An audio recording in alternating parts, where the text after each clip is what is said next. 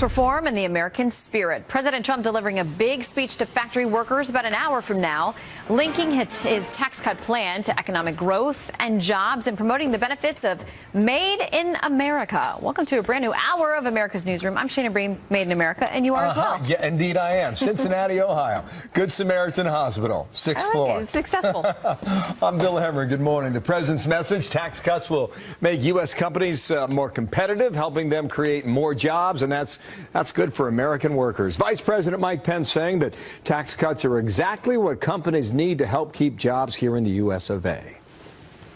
High business taxes have made it harder for Michigan companies to hire, to give raises, to invest in their employees' success. It literally killed jobs across the Midwest and caused companies to close factories and build them overseas. Folks, this can't continue. And under President Trump's leadership, those days are over. Peter Doocy live on the Hill now. Does the administration think they will get help from Democrats in advancing this idea? Peter? Not much, Bill. We just heard from the White House Budget Director Mick Mulvaney, who said that he thinks Democrats are going to start ignoring potential tax benefits so they can stick to talking points. I think there's a couple Democrats that have already checked out. In fact, I've had a conversation with some and I've asked them, could you ever support a reduction to the corporate tax rate? And they say no. Yes, we are reaching across the aisle to see if there's folks who are reasonable, who want to talk about what's good for the actual American economy and American families.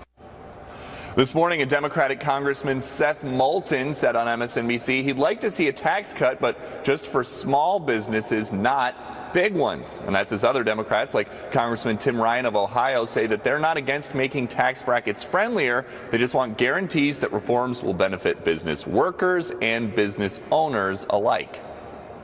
I want to give $1 trillion expansion to working class families who are making $75,000 or $100,000 a year. Those are the people that needed help, and I will tell you that those are the people that voted for Donald Trump. The Speaker of the House, Paul Ryan, says he thinks tax reform can get done this year and that it has to achieve the 3% GDP growth that they are targeting next year. The Speaker also insists that any kind of a tax package, once it is actually written into law, would not add to the deficit. Bill. Republicans need a victory.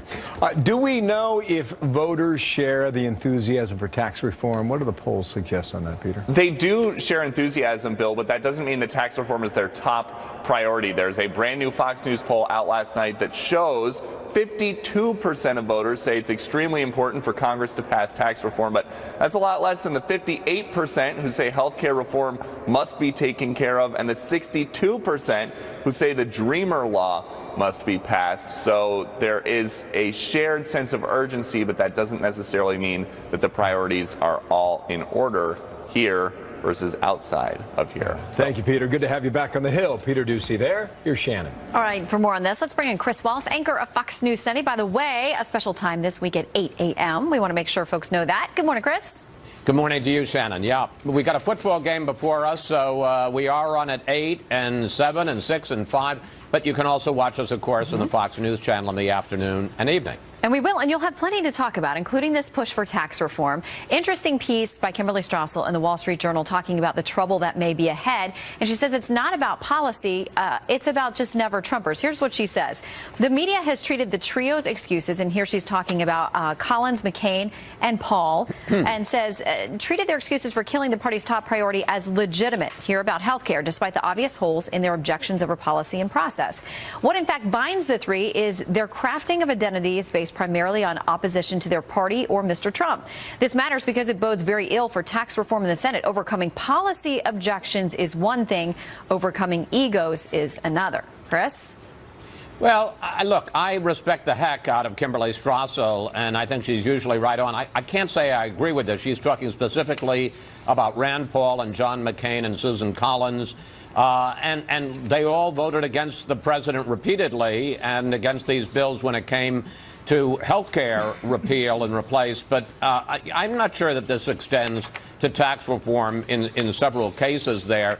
I mean, for instance, Rand Paul. Rand Paul made it very clear right from the start that he wanted to repeal Obamacare. He said that's what we campaigned on, the Republicans did, and that's what we need to do. And you could certainly argue that the Graham-Cassidy bill did not repeal Obamacare. In fact, it kept almost all the taxes hundreds of billions of dollars in taxes and then just gave it to the states, kept a lot of the structure of Obamacare. So, I'm not sure that it was just ego or even primarily ego in the case of Rand Paul. A lot of people would say it was conviction. Same with Susan Collins. Susan Collins, of course, was very concerned about Medicaid and how it would affect people in her state. I think people make a decision based on, one, their campaign convictions, what they have said over the course of campaigning and being in office, and also how they think it's going to affect people in their state. You predict smoother sailing now for the tax reform package. They got to get to the budget first. They're going to do that. But with that lined up, do you see Democratic buy-in? Do you think this is going to be a partisan vote? I think it's going to be a pretty partisan vote. And obviously the fact that Republicans are trying to do it the same way they did health care through budget reconciliation is an indication, because that means you only need 51 votes, that certainly in the Senate they don't think they're going to get much Democratic buy-in, and so therefore they figure they're going to have to do it just with Republicans. Look, Chuck Schumer and Nancy Pelosi have made it very clear. One, they do not want a tax bill that adds to the deficit. This one almost certainly will. Republicans say, well, growth is going to pay for it. I got to tell you, you go back to the Reagan tax cuts, which I covered in the early 80s. You go back to the Bush tax cuts in the early 2000s. You can argue whether it was good economic policy or not. They did not pay for themselves. The deficit increased in both cases. And then the other question is that Schumer and Pelosi are talking about, who does it benefit? And at least as it's written so far, it may change, but as it's written so far, the benefit to the top earners seems more clear than the benefit to the middle class. You've got an end to the estate tax, an end to the alternative minimum tax, although they're saying that might change. And then you've also got a reduction from 39.6% to 35% in the tax rate. That may change also, but as it stands right now, top earners have a clearer benefit from this than middle-class income people do. And while the president's going to head out today for another speech on tax reform, and they want that to be the focus, they've got this other issue with HHS Secretary Tom Price. He spoke with Brett about this furor over his private flights and how he wants to repay at least part of the money. Here's part of what he said about that playing out. He's talked about it, and as he has said publicly, he wasn't happy, and he expressed that to me very clearly. I look forward to regaining the trust that the American people, some of the American people, may have lost in the activities that I took, and to not only regain the trust of the American people, but gain the trust of the administration and the president. What's your take, Chris, on whether he retains his position? Well, I think it's going to be tough because, for instance, those charter flights domestically cost about $400,000. He's reimbursing the government only for his seat, not all the security, all the aides that were there as a result of the fact that he took a private flight. So he's paying $50,000 for a cost that it was incurred was $400,000. Now it's turning out that he took some international flights, and that may be another $500,000. Look, Donald Trump gets upset with cabinet members, Jeff Sessions being the best example. Doesn't necessarily mean they're gone. But boy, when he was on the South Lawn heading to the Marine One to go off on a trip this week, he looked like he was really ticked about Tom Price and his tremendous expenditure of money on these private charter flights. We'll have to see whether he gets over that or not. As Price pointed out in his interview with Bret Baier yesterday, he serves at the pleasure of the president, and at least for now, the president doesn't seem very pleased. We'll ask Kellyanne Conway about that coming up in just a few minutes. In the meantime, we will see you 8 o'clock on Sunday morning, Chris. Don't rub it in, Shannon. It's a little bit earlier. It's going to be great. You're going to sit down with the OMB Director Mick Mulvaney, 2 o'clock and 10 o'clock Eastern on Fox News Channel. Again, check those local listings. It's going to be earlier because it is Football Sunday. We will be Thanks, there. Chris. See you, Chris. Thanks, guys. On Sunday. All right, now the threat of a subpoena from the Senate Judiciary Committee Chair Chuck Grassley is now upon us. The Iowa senator wants to speak to 2 FBI officials about a number of topics, including Russia, the firing of James Comey, and the Hillary Clinton email case. That's a lot, right? Chief Intelligence Correspondent Catherine Herridge breaking all that down live in Washington. Catherine. Well, thank you, Bill. The senator wants a private closed-door interview with FBI officials Carl Gaddis and James Rybicki. Gaddis is the executive assistant director of the FBI's National Security Division. Rybicki is the chief of staff and a former senior counselor to FBI Director James Comey. The assistant attorney general wrote to Grassley 2 weeks ago and blocked the interviews on the basis they would likely interfere with the special counsel Russia probe. But Grassley says his questions do not present a conflict because he wants to ask officials about improper political influence or bias in the Justice Justice Department, the firing of FBI Director James Comey, and the Clinton email investigation, as well as the FBI's activities that relate to President Trump, his associate, and Russia's interference in the 2016 election. And as you mentioned, subpoenas are on the table in this case, Bill. The committee's grown frustrated, right, with the former Trump campaign. Why? Well, on the Hill, the Senate Judiciary Committee leadership made clear that their patience has basically run out with Paul Manafort, who first agreed to be interviewed by Senate investigators in July, but it was canceled after the FBI raided his Virginia home the morning Manafort was scheduled to appear before the committee. The ranking Democrat, as well as the Republican chairman, indicated to reporters late yesterday that a subpoena is likely on its way, and this does set up the possibility of a conflict with the special counsel, because Manafort is the subject of the special counsel investigation, and based on widespread reports, he is likely to be indicted in this case. And the special counsel would not be of a mind to have him appear in a separate venue like the Senate Judiciary Committee, because then they have different pots of information and it could complicate any prosecution, Bill. Wow. Okay, Catherine, keep us posted on all that. You're welcome. A lot to watch. Catherine Herrick there in D.C. Shannon. Breaking news on the ISIS front. New audio recordings now surfacing, said to be from the leader of the terrorist organizations, 11 months after Russia said he was dead. The new threats he's issuing now, plus... They're in our prayers. As the president said, we are with the people of Puerto Rico. The president and first lady will be traveling there early next week. He's asked me and my wife Karen to travel later in the week.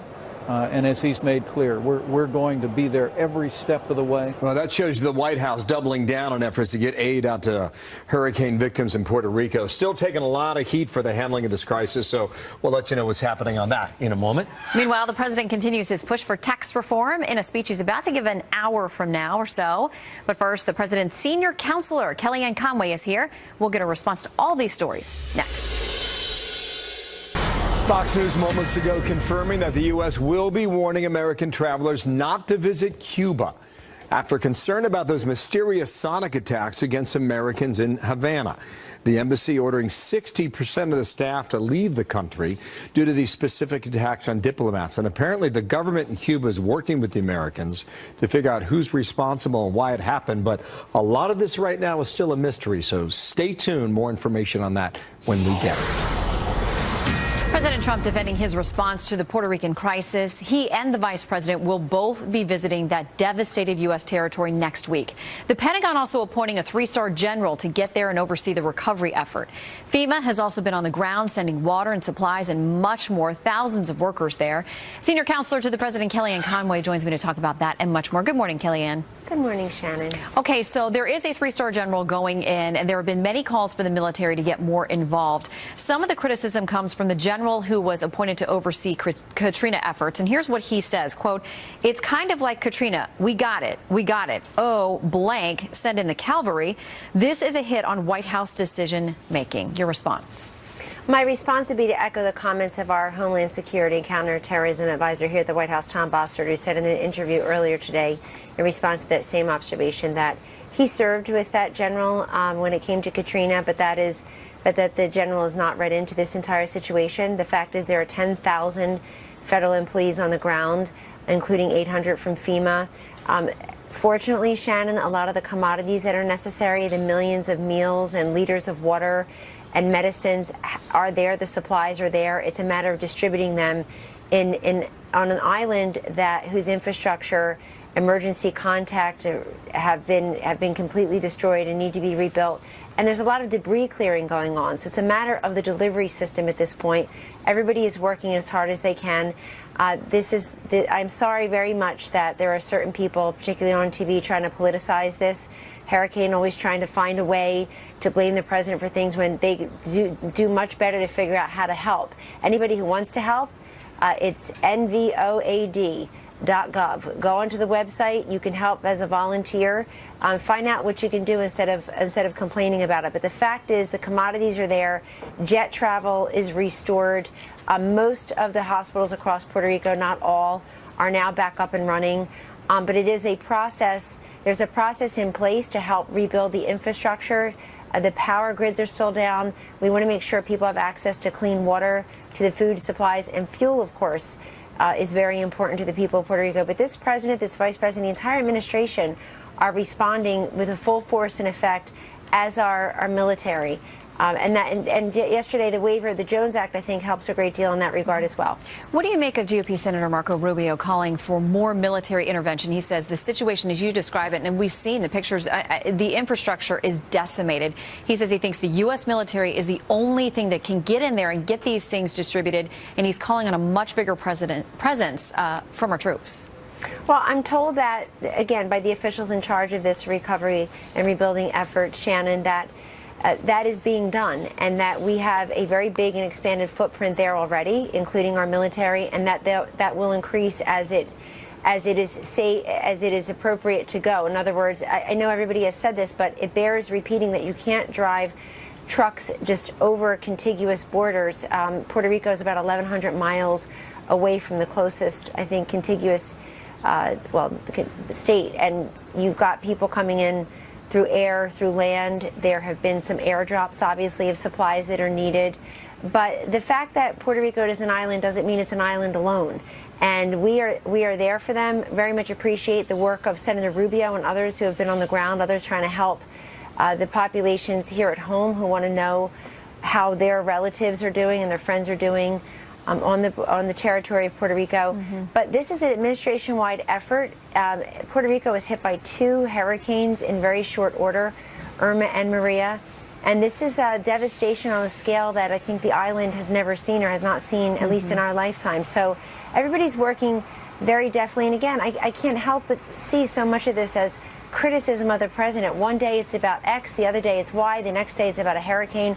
And it's just, it really is too bad that people who, sure, their job is to be skeptical and probing, become cynical about something when the president and the vice president administration, indeed, and our military, our brave men and women in the military, are trying to help those in need. I would invite those people to add to the aid and assistance rather than the criticism and the cacophony. Yeah, and our huge thanks to all of those who are there on the ground, volunteers and paid and military, all of them in this difficult situation. Meanwhile, about an hour from now, the president is going to speak about tax reform. How confident are you it can get done by the end of the year? Yes, I'll be accompanying the president this morning to his speech to the National Association of Manufacturers. And I think in that speech, the president will lay out what's already happened economically that doesn't get enough coverage. The S&P is at a historic high. The GDP growth for last quarter just came out last night. To confirm, it's 3.1%. That's amazing. I mean, this is something that candidate Trump talked about on the campaign trail, Shannon, that we should not just give in and give up on a 2% growth rate. Before 2007, for decades, this country enjoyed more than a 3% growth rate. The president already achieved that in the last quarter, and his tax plan assumes that we can get up to 3.5%, 4%. He's going to also tell these manufacturers they can invest. They're going to have 100% of expensing of their capital improvements. We're going to reduce the brackets. And for businesses to go to 20%, that's going to spur growth. Change. That's right. It's going to be a massive change for consumers and employees. We got to leave it there. Unfortunately, we're out of time. Kellyanne, we appreciate yours. Thank you for having me. Congratulations on the new show. Thank you. Thanks. See you at 11. Nicely done. In a moment here, should the Iran deal be ripped up? The case with Jack Keane. Next. Breaking news yet again here. ISIS leader Abu Bakr al-Baghdadi reemerging 11 months after the Russians claimed he was killed in an airstrike. Al-Baghdadi calling for new attacks against the West and referencing North Korea's threats against the U.S. and Japan, which may be an indication about a time reference, and the Pentagon tells us they're examining that tape now. A retired 4-star General Jack Keane, Fox News military analyst and former Vice Chief of Staff of the U.S. Army. Sir, how are you? And welcome back here. Doing well, Bill. Good to see you. America's Newsroom. Here is one of his quotes: "Besiege them in every corner," Baghdadi apparently says. The Christians and the Kurdish infidels are too despicable and disgraceful to stand against you. When their Crusader Air Force were absent for 1 hour, soldiers of Islam and supporters of the Caliphate everywhere, intensify your hits and target the infidels' media centers. Goes on for like 35 minutes. His big point: he's trying to tell his fighters that America and Europe and Russia feel threatened and terrorized by their actions. How do you interpret this latest move and the fact that there seems to be proof of life? Well, certainly, I mean, it comes down to verifying his voice. I think our intel agencies would probably be able to do that if they haven't done that already.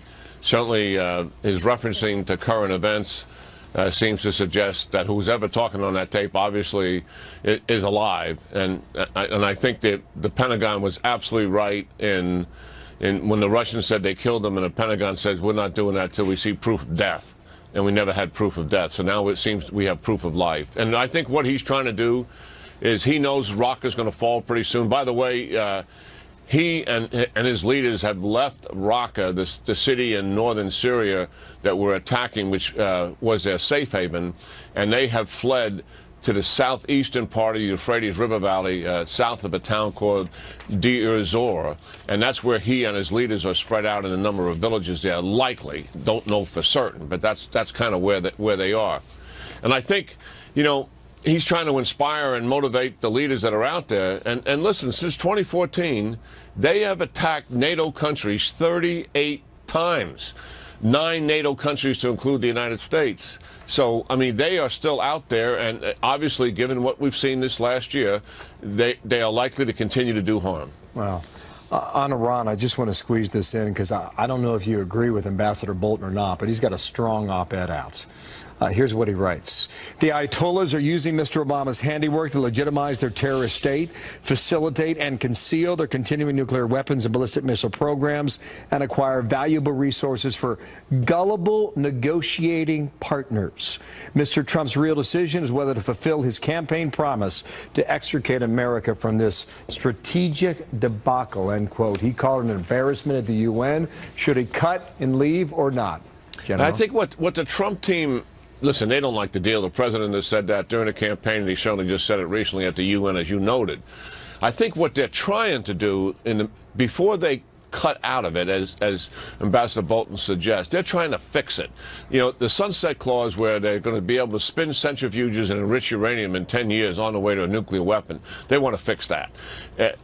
I think it's unlikely to be able to get it fixed, but they're going to try. The second thing is they want access to the military bases that are now closed off, and Ambassador Bolton talks about that, because that's likely where the secret stuff is going on. We know the Iranians have always cheated. We know they're cheating right now, despite what the IAEA is saying, because it's going on in places they don't have access to. And I think if they can't accomplish those fixes, they'll likely walk. Wow. Thank you, General. To be picked up another day, Jack Keane there live in Washington, 29 minutes past the hour. Shannon, what's next? Well, the cat in the hat, not welcome in one little local school library. Why the librarian there rejected the First Lady's donation of Dr. Seuss books. Plus, what the White House is saying about the snub now. And there's this. The left has hijacked this game. It used to be a respite. It used to be a place you go to escape. It is just incredible to watch the talent that's on display. And to watch them now get caught up into something that I don't even think they understand. So that's Rush Limbaugh from Sean Hannity's interview. The NFL are looking for a resolution before Sunday. Bernie Goldberg, Jim Gray on deck as the controversy continues. Last night, NFL players standing, locking arms during the national anthem. Green Bay, Wisconsin, Lambeau Field, Bears and Packers. And the home of the brave. So that was the scene in Lambeau Field. Some players locking arms on the field, in the stands, shouts of USA. With me now, sportscaster Jim Gray, Fox News contributor. First, I want to start with Bernie Goldberg, and also a Fox News contributor, to talk about last night. And also, Bernie, good morning to you. I want to play a little clip from Rush Limbaugh last night with Sean Hannity, and he characterizes this, well, the battle between right and left on the NFL controversy the following way. The owners and the commissioner, I don't know what their individual politics are.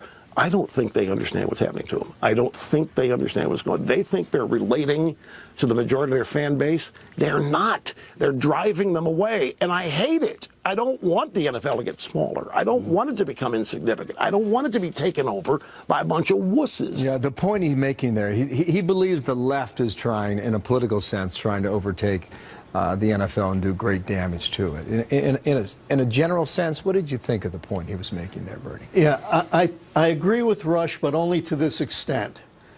Look, if the players think that there's a moral issue, or if they perceive racial injustice, they should protest. But I agree with what the rest of what Rush said, that optics matter. And when they protest on the field and take a knee during the national anthem, even if they don't mean to disrespect the American flag, it looks like that. But here's what Rush, who is very bright and is very articulate, obviously on both counts, here's what he won't say, because ideological purists can't or won't hold two opposing ideas in their head at the same time. Here's what Rush won't say. Colin Kaepernick started this. He's wrong. He picked the wrong venue. But Rush is also wrong for taking a little bonfire and pouring gasoline on it and turning it into a raging inferno, which he needlessly did in his speech in Alabama. He didn't have to do that. And it's not the first time he's done this. He did it out of the blue, out of nowhere, with transgenders in the military. Healthcare is going nowhere. Repeal and replace. Who knows what the special counsel is going to do? So Donald Trump figures, you know what? The American people are going to be on my side on this. And they are on his side in terms of the fundamental issue of kneeling during the anthem. But they are not on his side when he calls the players SOBs and says they should be fired. So what is the President of the United States, what has he really accomplished? He's made us more divisive.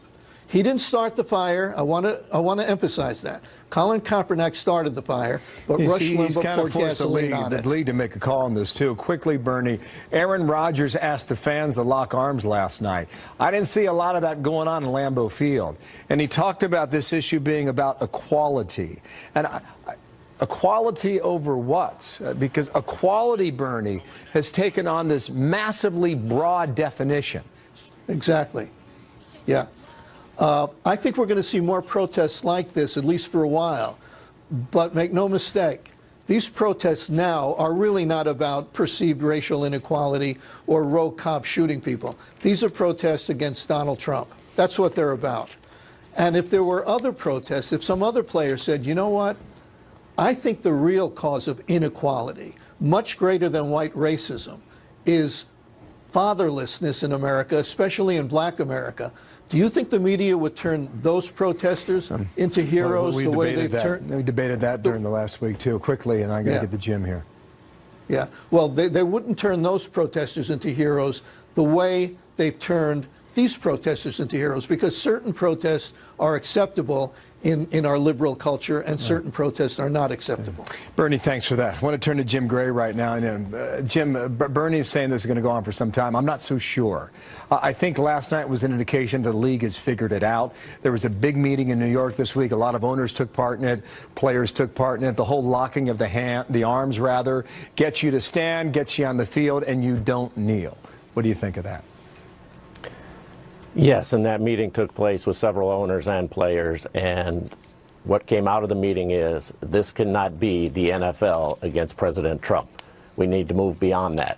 So if you want to use your platform for social justice, we will help you with some of those causes, and we will come together and unite. But kneeling for the national anthem, 55% of America says they do not like this and are very unhappy. But I want to point out something to you, Bill, that's very ironic. I had a conversation yesterday with Mark Davis, the owner of the Oakland Raiders. And if you look at every single player in the National Football League, they wear the helmet, on their helmet, the American flag. Take a look at the back of every player. And I can only find other two walks of life in America that has that. NASA astronauts and some in the military. So to say that NFL players and its owners are anti-American and anti-flag when they are required to wear it and do wear it and display it proudly, you know, this was a social justice thing, and Bernie just talked about it when the president called them out. It's been a headache for the league. It's a pretty interesting thing to see that, isn't it? But and it hasn't been pointed out. For the owners or the commissioner, it's been a headache for them. They're trying to figure out how they solve this. What the NBA commissioner did yesterday, he came out and said, we're not going to do it. Everybody will stand for the national anthem. In that sense, the NBA is getting ahead of this before that season starts. And they've had a policy in place, and the NFL did not have a policy in place. The policy has been that the commissioner has stated, we would like for you to stand up, but we don't require it. We would prefer that you do it. Well, that's not a policy. And so that's the difference here. Adam Silver in the NBA, going back to David Stern, has said, you'll stand for the national anthem or you'll be fined. And if you stay in the locker room, that's better, but you'll also be fined. And he reiterated that yesterday, and he was asked what will happen if an NBA player does take a knee. And Commissioner Silver said, we'll cross that bridge when we come to it. And I don't expect that to happen. So that's a big difference here. And also, it wasn't called out by President Trump during the NBA season. So that's what has led, as Bernie said, to this massive demonstration last week. But I think you're going to see a large majority, if not all, there'll be a couple, I think they'll all stand up and lock arms this week. I agree with you. I agree. Yeah, it's a business, and no they share in 50% of the revenues, and the owners and the players recognize this hurts the business at the end of the day, and they share in the business. Money talks. Thank you, Jim. Jim Gray, Bernie Goldberg before that. Thanks, Nice Bill. to have you back. Shannon. Well, First Lady Melania Trump donates children's books to a school and gets a big no thanks from the librarian who raises the issue of racism. How the White House is responding. That's the librarian's prerogative. I support her decision. I thought it was a very well-crafted message back to the White House. I think she's trying to help the First Lady really understand where help is needed and how to offer the help.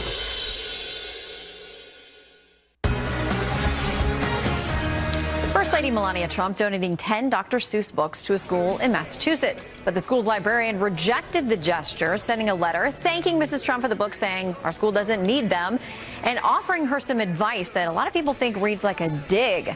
The First Lady's office has responded. So let's talk about it. Joining me now, Fox News contributor, syndicated radio host Leslie Marshall, and Fox News contributor Rachel Campos-Duffy. Welcome to both of you.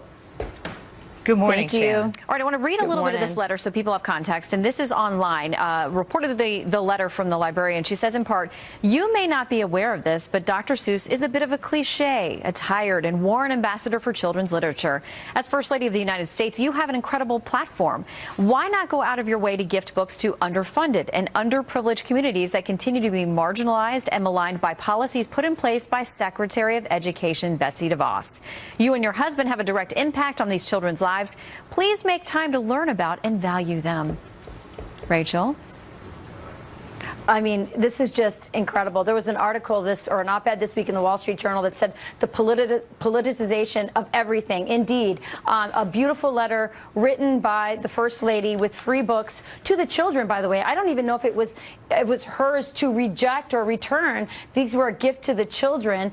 But look, everything is political these days. And I think it's a warning to parents that, you know, parenting is not a spectator sport anymore. They're not just trying to indoctrinate our children in colleges. They're doing it at the elementary level, and you can't assume that you know, your kids are getting classic literature. She also provided, by the way, your readers should read this letter. Please Google it. It's absolutely an unbelievable letter. Dr. Seuss is racist. News to me. I've been reading it for 17 years now to my 8 kids. We need to actually stop this silliness. It's gotten to the point of insanity, really. Okay, the First Lady's office, Stephanie Grisham, her communications director, has responded, Leslie, saying turning the gesture of sending young school children books into something divisive is unfortunate, but the First Lady remains committed to her efforts on behalf of children everywhere. What do you make of this situation? Well, first of all, I'm from Boston, and I have to say anybody from Boston knows Cambridgeport.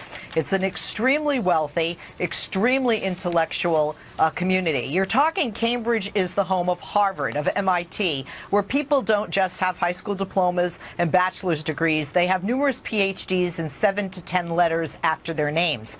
I love Dr. Seuss. My kids read it. I have it at home right now on their bookshelves. However, one of the things I would agree with is this is not an area that needs any donations. This is an extremely wealthy area, and there are books being given by Ivy League universities and private schools and people that have 7-digit paychecks to do that. Quite frankly, although the librarian did make it political, she's within her right. And what I thought was more ridiculous was that the First Lady would even bother to respond. I dare say Laura Bush, a Republican former First Lady who was a librarian, I don't think she would have responded at all. I think she simply would have said, okay, Leslie, I'll send the books elsewhere, and moved on. Leslie, can I ask you, do you think that librarian would have returned those books had they been donated, say, by First Lady Michelle Obama? Do you really believe that that would have happened? Or that she would have sent such a condescending, mean, rude letter? Well, she may not have sent the letter in a condescending tone. However, she would have returned the books. And I don't think we would have heard about it, Rachel. I don't think we would have talked about it because with any prior First Lady, I don't think we would have heard about it. This administration seems to respond to anybody who doesn't like them or doesn't like what they do. We got to leave it there. I want to make sure that I say, you know, the school system was contacted about this. They told the local CBS affiliate there in Boston that the librarian was not authorized to accept or reject donated books on behalf of the school or school district, and that we've counseled the employee on all relevant policies, including the policy against public resources being used for political purposes. We'll tweet out a link to the letter, let people read it for themselves and see what they think. In the meantime, Rachel and Leslie, have a great weekend.